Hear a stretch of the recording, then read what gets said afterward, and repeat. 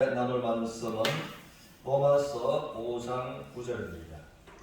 그러면 이제 우리가 그의 피로 말미암아 어렵다 하심을 받았으니 더욱 그로 말미암아 진노하심에서 구원을 받을 것이니 아멘.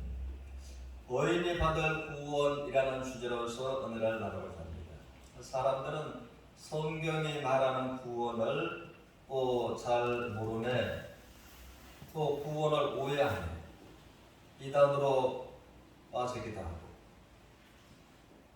건강한 신앙생활을 하지 못하는 사람들이 참 많은 시대에 우리가 살아가고 있지 않나라는 생각을 합니다. 그러므로 성경이 말하는 구원을 우리가 아는 것이 참 중요하고 또 필요하다라는 것입니다. 그러므로 이제 본문의 말씀을 통해서 예수님의 십자가의 보혈로 말미암아 어렵다함을 받았다, 이것은 구원받았다, 거듭났다라고 하는 것입니다. 그런데 진노하심에서 구원을 받을 것이다 라고 말씀하신 이 구원은 무슨 구원을 말씀하시는지, 또 10절에서는 우리가 하나님과 전달하는 원수되었다. 그런데 예수님의 십자가의 죽으심과 대속으로 말미암아 이제 하나님과 화목이 되었다. 그러면은 이제 화목된 자로서는 더욱더 예수님의 부활하신 예수님으로 말미암아 구원을 받을 것이다 라고 말씀을 하셨다는 것입니다. 그래서 이제 이 성경에서 말하는 구원에 관해서 잘 모르면 건강한 신앙생활을 하기가 어렵다라는 것입니다. 그러므로 우리들은 베드로전서 2장 2절을 보면은 한번 따라하시겠습니다. 너희는 갓난 아이들 같이 순전하고 신령한 자세로 사모함으로 구원에 이르도록 잘하게 하라. 그러므로 여기에서도 이제는 구원에 이르라라고 말씀을 하신다는 것입니다. 그래서 이제 구원에 이르려고, 구원을 받으려고서 여기저기를 기웃거리고서 애를 쓰고 노력하는 사람들이 있다는 것입니다.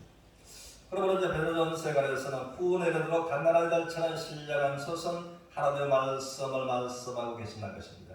사람이 떡으로만 사는 것이 아니라 하나님의 입에서 나오는 모든 말씀을 살리라라고 말씀하신 말씀을 생각하고 이제 신령한 것, 하나님의 말씀을 사모함으로 구원에 이르도록 자라게 하려 함이라 라고 말씀하신 이 구원은 우리가 이제 베드로전서 바로 앞절에 2장 1절에서 보면은 그러므로 모든 악독과 모든 시기와 모든 기만과 모든 비방하는 말을 버리고 라고 말씀을 하셨습니다. 그래서 우리가 이것을 보면 베드로전서를 통해서 1장 8절을 통해서 그렇게 말씀하십니다. 너희가 예수를 보지 못하나 사랑하는도다. 이제도 보지 못하나 믿고 말할 수 없는 영광스러운 즐거움으로 기뻐하니 이는 너희 믿음의 결국인 영혼의 구원을 받은 까닭이라 라고 말씀하십니다. 그러면 영혼의 구원을 받아서 말할 수 없는 기쁨을 맛보았습니다. 그러면은 우리가 이제 경건의 삶에 관해서 성수에서 말씀하시는 것이, 그렇다면 이제 모든 악독과 기만과 시기와 비방하는 말을 버리고 이제 참으로 주님의 그랬으면 버리게 되어 있는 것입니다. 그런데 이것이 이제 버린다는 것이 쉽지 않는 것입니다. 그러므로 하나님의 말씀을 어린아이가 엄마의 젖을 사모하는 것처럼 하나님의 말씀을 사모함으로 이제 자라가면서 이것을 버리게 되는, 이것을 하나님께서 말씀을 하십니다. 그래서 여기에서 말하는 구원은 이제 성화를 말씀하겠다는 것입니다. 그러므로 이제 고린도전서 13장 11절을 통해서 한번 따라하시겠습니다. 내가 어렸을 때는 말하는 것이 어린아이 같고 생각하는 것이 어린아이 같고 깨닫는 것이 어린아이 같다. 상상한 사람이 되어서 어린아이의 때에 이를 버렸다. 이 구원을 말하는 것입니다. 그래서 이제 빌립보서 2장 12절도 마찬가지입니다. 그러므로 사랑하는 자들아, 나 있을 때뿐 아니라 나 없을 때라도 항상 두렵고 떨림으로 너희 구원을 이루라 라고 말씀을 하신 이것이 이미 완전한 구원에 참여한 그들이 이제 성화로 나가는 구원을 말씀하고 있다는 것입니다. 그리고 또 이제 본문의 말씀에 관해서 우리가 예수님의 피로 말미암아 어렵음을 받았으면 이제 진노하심에서 구원을 받을 것이라고 말씀하신 이 진노는 마지막 때의 실련 때 무서운 환란 때의 구원을 말씀하고 계신다는 것입니다. 그러므로 데살로니가전서 1장 10절에서는 한번 따라하시겠습니다. 장래 노하심에서 우리를 건지시는 예수시니라. 그러므로 우리가 이 구원에 관해서 성경이 말하는 구원을 우리가 잘 아는 것은 참으로 건강한 믿음의 삶을 사는데 큰 도움이 된다라는 것입니다. 또 우리가 한 가지의 부분을 보면은 히브리서 9장 27절을 통해서는 한 번 죽는 것은 사람에게 정하신 것이고 그 후에는 하나님의 심판이 있으리니 라고서 말씀을 하셨습니다. 그러므로 우리 주님께서 우리의 죄를 담당하시려고 단번에 자기의 몸을 십자가에 드린 바 되십니다. 단번에 자기 몸을 십자가에 드림으로 우리의 죄를 담당하셨습니다. 베드로전서 2장 24절의 말씀처럼 친히 나무에 달려 그 몸으로 우리의 죄를 담당하셨습니다. 그러므로 우리의 죄를 담당하시려고 단번에 자기 몸을 십자가에 드린 바 되십니다.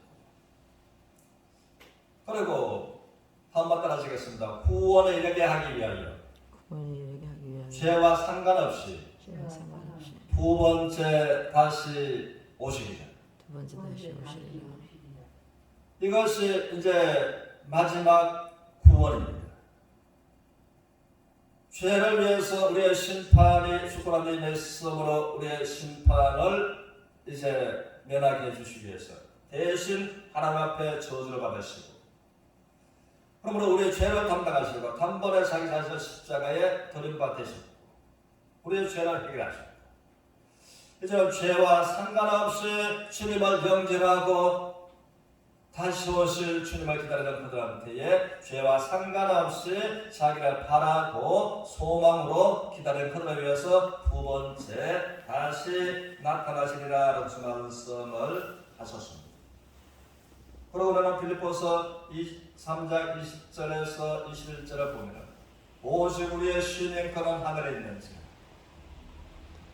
거기로부터 구원하는 자 우리 주 예수 그리스도를 기다리는 이미 시민권을 가진 자들을 구원하실 예수 그리스도를 말하고, 하늘나라의 시민권을 가진 자가 이미 구원받은 자, 거듭난 자입니다.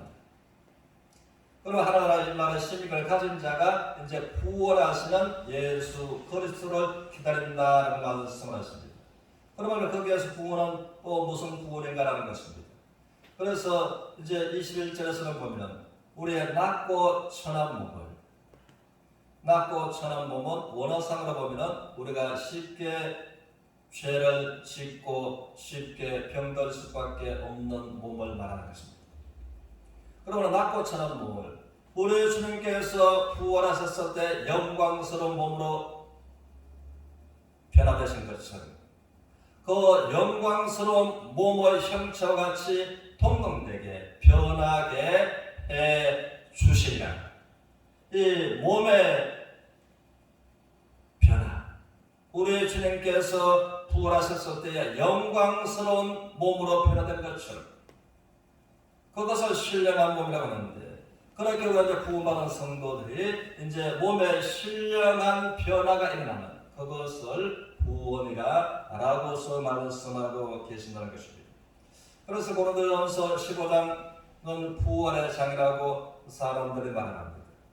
그러므로 15장 51절을 통해서는 우리가 호련히 순식간에 다 변화하리라 라고 말씀하신 그 말씀, 우리의 몸이 그러므로 이제 무덤 속에 있는 자들이 일어나게 되고 또 살아있는 자들이 썩지 않는 신령한 영광스러운 주님의 부활의 몸처럼 변화되는 그 순간, 그러므로 우리가 완전한 구원을 받은 우리가 다시 오실 영광의 주님을 소망 가운데 기다리고 바라보는 서로가 되시기를 주님의 이름으로 축원합니다.